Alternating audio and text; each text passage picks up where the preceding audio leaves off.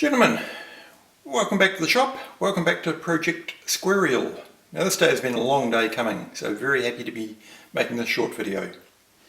Before we get started, a couple of shout outs I want to give. I want to shout out to Henry from Kentucky.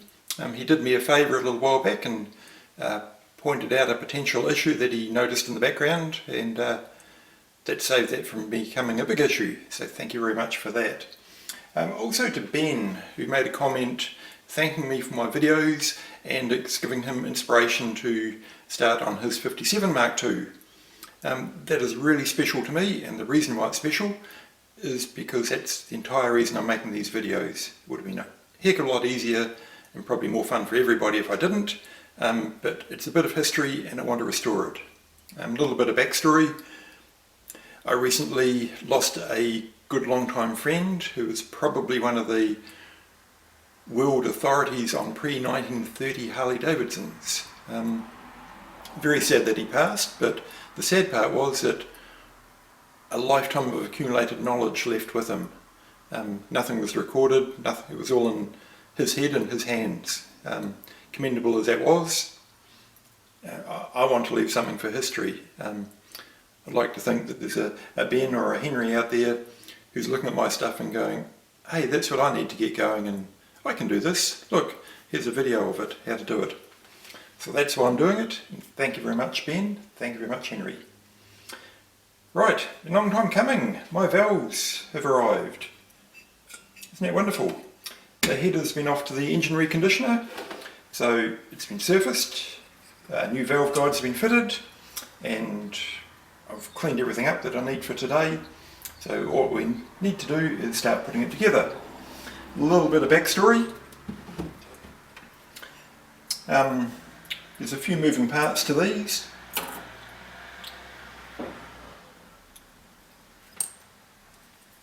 We have a lower seat, which fits on over here. This has got, they have a oil scraper, which sits in there, and an inner and outer spring. Now 1955 was a change to these square fours. There's a lot of oil floats around the top end of these motors, and oil getting down the valve guides and blue smoking was a problem. To get around that, they fitted this little shield which sits on there. It just kind of knocks around the spray, and they also put a chamfer on the valve guide to try and scrape any oil off the valve stem as it goes up and down. That meant that the springs are a little bit wider than the earlier ones. So if you've got a 55 or later, it's got different springs. It's got these little oil scrapers. Then we've got the top holder and the collets. I would have dearly loved to replace the collets, but they're absolutely unobtainium, so unfortunately the old ones have to go back in. What else have we got? So, keeping in the theme of as much as you can do a square for Ariel on a budget, I am trying to do this on a budget. So tools are, I've brought stuff along the way, but also have used stuff that I've already had. So my valve spring compressor, I've got a couple of them. One's a heavy diesel one, probably a bit big for this, and this is a little petrol engine one. To be honest, it's not really the right thing for doing this. There are special ones you have for motorbike heads which are probably more accurate, so I've had to make little factory tool number 0032 just to give me enough leverage to get these things on. Inlets on the inside, exhaust on the outside. Not much to it. So to assemble, we put the lower seat on, we put the oil control on,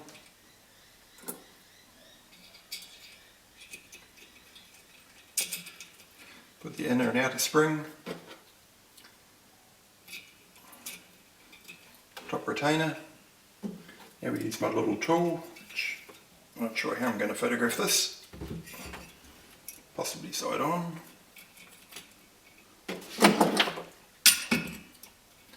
We'll slip him over like that.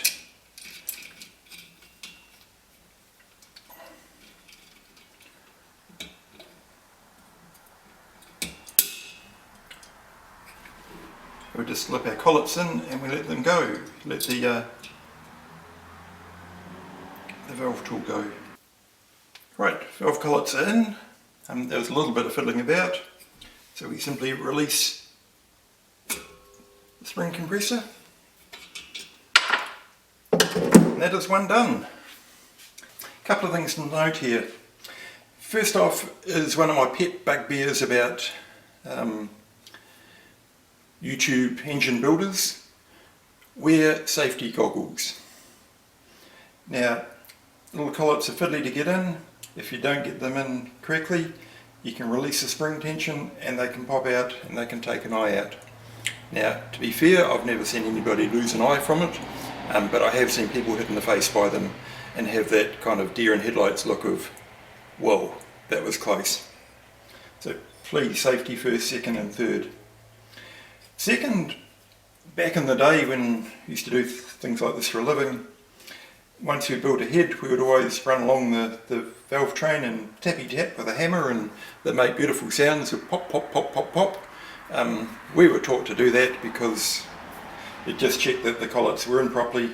They weren't going to pop off when you start the engine and you drop a valve, which isn't good.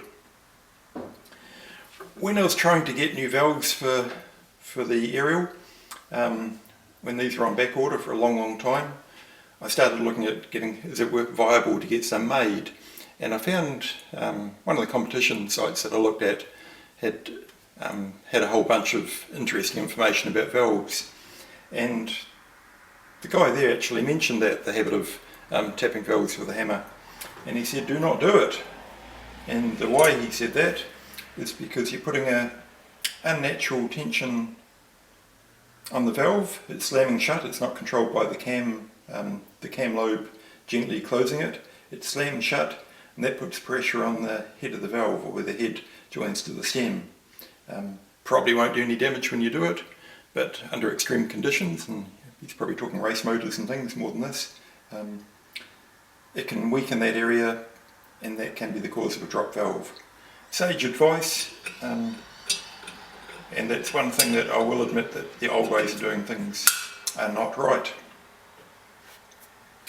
Okay, we'll just give them a bit of a push by hand and make sure that the collets are seated and the valve opens. So I'll run through and do the rest of them, and we will pick you back up in a minute. Right, so by the power of editing, look at that, it is done. Actually wasn't too painful after all, it went together quite well.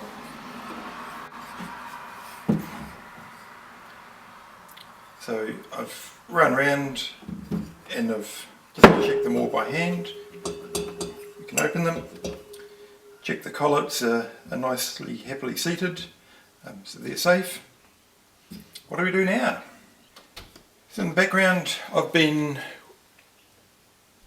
working on the rockers. I found another horror when I pulled them apart, and I probably should have done that a whole lot earlier in this process, but I don't know, I just didn't think of it, I guess. So I cleaned up all the threads for the adjusters and the rockers and everything, but what I have found is the rocker, I don't know what you'd call that, is a rocker block, that would be the rocker shaft, I guess. A couple of them were blocked up with carbon at some point. They've got oilers go down through the top, pop out the side to oil the rockers. A couple of them have been blocked up and are quite badly worn.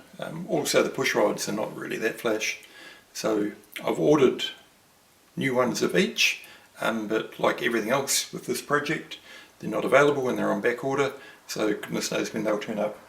I've been able to clean it up reasonably well, and it's not going to stop me getting it going. It just means that we'll swap out the rocker pins, and the push rods at a later date, but I can do them with the engine in the bike. What to do next? Well, I guess it's time to drag this guy back out.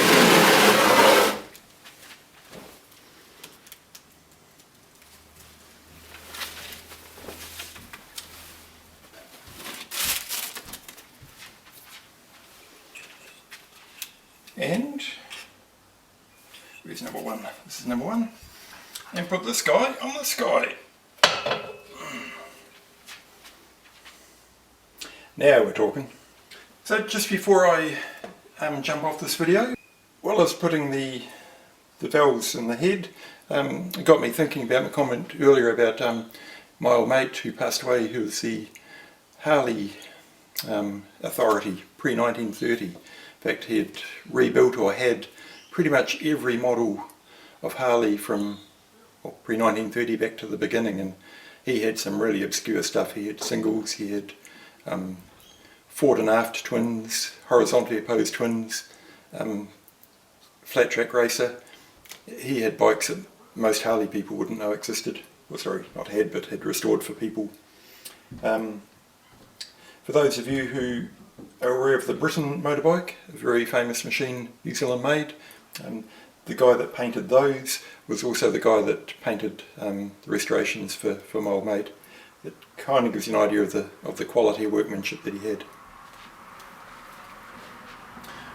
Hopefully he's up there somewhere looking down on me and giving me the thumbs up of approval for what I'm doing here. He's certainly been an inspiration for me. On that slightly somber note, thank you very much for watching, and we'll do it all again shortly. Oh, don't forget to like and subscribe.